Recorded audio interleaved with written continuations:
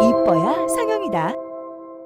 안녕하세요. 타미성형외과 성형외과 전문의 김종찬입니다. 요즘은 자기 PR 시대로 몸매에 자신감을 위해 가지고 가슴 성형을 진짜 많이들 하세요. 그러니까 옛날에는 정말 20대 환자를 거의 찾아볼 수 없었는데 요즘은 20대 환자분들 심지어는 저는 이 20살이 갓 된 친구도 이제 수술해달라고 상담이 온 적이 있을 정도로 가슴 확대 수술을 많이들 하시는 것 같습니다. 그 중에서 오늘은 가슴 수술 후 많이들 하시는 질문에 대해서 요약해서 가르쳐 드리려고 합니다.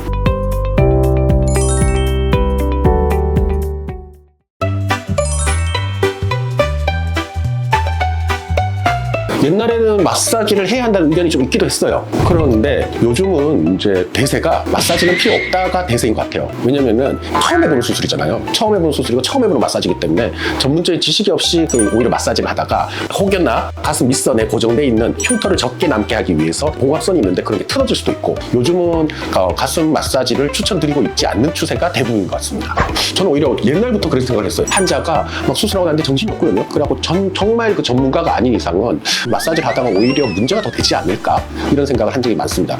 사실 가슴 수술이라는 게 테크닉적으로 좀 간단한 수술이에요. 보형물 안에 공간을 만들고 그 다음에 보형물을 넣고 이게 끝이거든요. 그럼 이 보형물이 약간 움직일 수가 있어요. 근데 가슴 마사지를 하다가 잘못해서 수기로 박리가 더 되거나 이러면 보형물이 오히려 이동할 수 있는 가능성이 좀 더 커지지 않나 이런 생각입니다. 일반적인 예쁜 속옷을 언제부터 입을 수 있나의 반대말은 보정브라를 언제 벗을 수 있느냐. 보정브라가 하는 역할은 딱 한 가지예요. 앞서도 보형물이 움직일 수 있다고 말씀드렸잖아요. 그거를 방지해 주는 거거든요. 위를 막아주고 옆으로 못 도망가게 하고 그리고 이 자리에 있어라 이거거든요. 그런데 보통 수술하고 한 달째가 되면은 피막이라는 게 웬만큼 만들어지고 그래갖고 한 달쯤 되면은 꼭 보정브라를 할 필요는 없다고 생각하는데 문제는 잘 때 이제 옆으로 이렇게 잡거나 이런 보형물 눌리겠죠. 그럼 움직일 수 있겠죠. 한 달 이후부터는 일상생활 할 때는 그냥 압박감이 없는 캠나시 같은 걸 입으시고 환자분들은 그냥 가슴 300cc다 350cc다 넣으면 그냥 그대로 유지라고 생각하는데 사실 그렇지 않거든요. 가슴 사이즈의 변화가 살짝 있습니다. 보통 우리나라 여성은 피하지만 얇기 때문에 근육 밑에 넣거든요. 그럼 보형물 밑에 근육이 있는데 이 근육의 양이 변해요. 보형물 밑에 넣어야 되니까 여기를 뜯거든요. 뜯으면은 가슴 근육이 어떻게 되냐면은 근육은 폐화해요.